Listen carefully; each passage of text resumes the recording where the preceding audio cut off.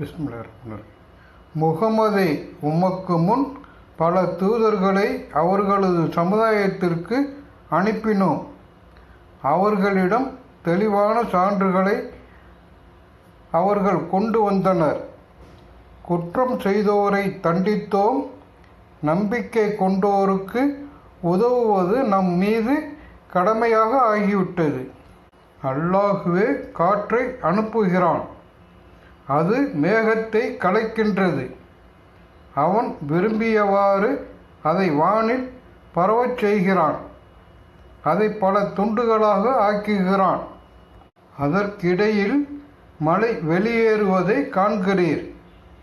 தனது அடியார்களில் தான் நாடியோருக்கு அதை சுவைக்கச் செய்யும் போது அவர்கள் மகிழ்ச்சி அடைகின்றனர்.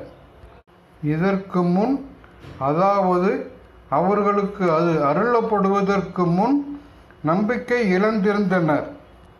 பூமி இறந்தபின் அதை எவ்வாறு அல்லாஹ் உயிர்ப்பிக்கிறான் என்று அவனது அருளின் அறிகுறிகளை பார்ப்பீராக.